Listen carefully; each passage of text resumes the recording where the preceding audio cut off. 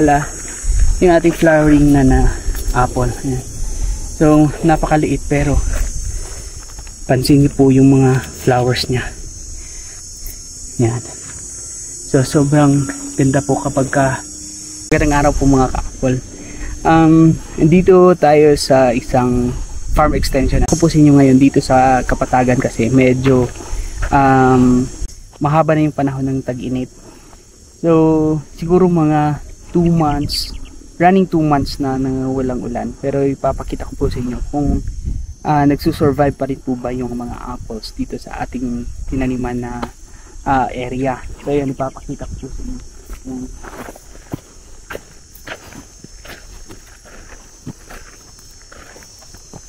So ito po sila ngayon. Survive po naman. Medyo hindi nga lang ganun ka bilis yung pagtubo. Unlike po sa tag-ulan na panahon. So usual na mas madaling tumubo yung mga apple during rainy days. Kahit sa ibang mga plants ganun din po naman. And ito pala yung mga local varieties na ating tinanim dito sa Kapatagan. And ayan tingnan ito. Maganda pa rin po yung tubo ng ating mga apples. So katabi pa nila yung mga fern na napaka-invasive dito sa area, pero mga natural na mga tumutubo naman po yan dito sa ating area. Ayan ito pa. So medyo maganda yung mga tubo ng ating mga apples. And ito pong blue is fungicide po yan na inisprayan po nung nag-spray dito. Parang naging caretaker dito. So dito, ito pa. Ayan, meron pa rin. Hanggang dun po sa ibabaw dito. Tinanin natin mga dormant na mga apples. Ito po yung Dorset Golden na apple. Ayan. So ito po yung dormant. Tinanim natin na walang dahon pero buhay po yan. And dito same dormant yung apple and then walang dahon. Ito meron po isang dahon from dormancy. Ayan, papansin nyo, ayan na po yung kanyang dahon.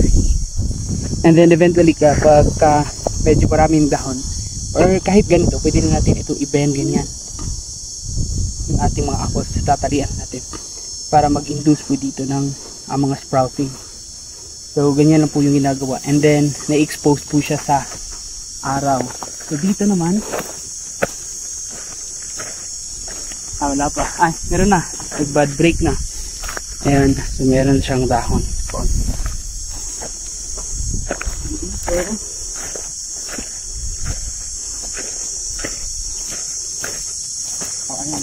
Local variety Davao yata to.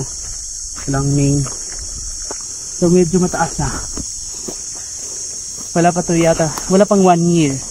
Kasi nag-start ako dito within this year lang yung pagtatanim. Bakit na. Andun hanggang dun sa ibabaw. Meron pa yan.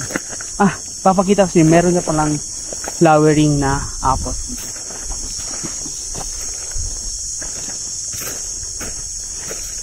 Napakainit. Yung kung naririnig niyo po, yan po yung mga cicada yata na during tag-init, ganyan po yung mga sounds nila.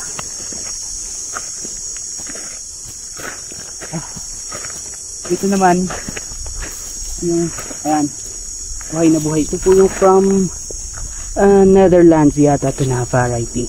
So rootstock ito is grown from Kapatagan, and then may donation ng varieties yan sa ibang bansa.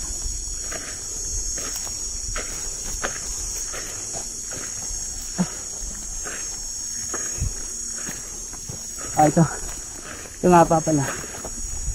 Ito nga po pala yung ating flowering na apple. Ayan. So napakaliit pero pansin niyo po yung mga flowers niya. Yan. So sobrang ganda po kapag nagtanim po tayo ng fruit trees incorporated sa ating mga vegetables. Then dito meron tayong mga newly graft. Dito yata yung Wambugo apple. Dito pa. Kahit sobrang mainit na. Yan. Kapag kaganito na yung lupa, sobrang dry. Yan. Pero survive yung ating newly graft na apple. Yan.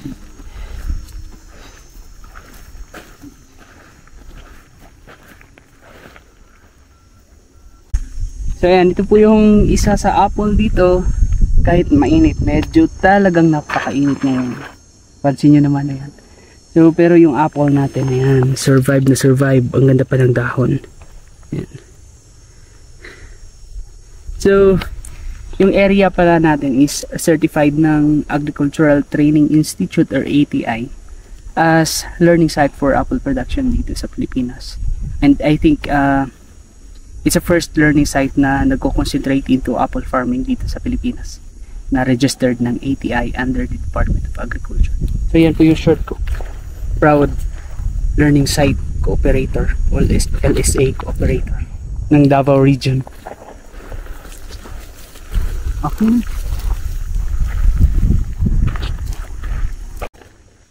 So kanina pinakita ko po sa inyo yung mga apples na nakatanim na po dito.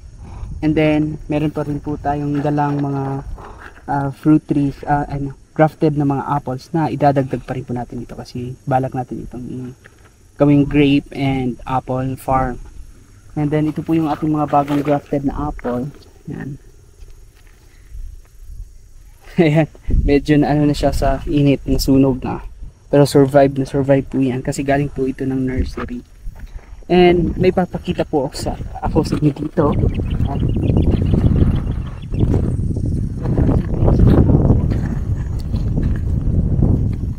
Medyo na ano na siya, nalabos. Ayan, kasi na-try ko po ito before. Papakita ko lang sa inyo. Na-try ko na mag-graft ng non-apple sa ating apple rootstock. So ito po yung teras na na-graft natin sa apple. So hindi ko po ito sinadya, parang ano lang, pero na-try ko po ito before kasi yung isang sayo niya is na halo po sa mga apples. So ayan, na-graft po natin. So pagka tingin ko ibang-iba po siya, ayan. Ibang-iba ang dahon niya. Ayan. So nung na-check ko, meron po talagang teras na nahalo dun sa sayo. Ayan. So pwede po yung pears na idudugtong natin sa apple. So gaya po ito nangyari. So apple pear na po ito.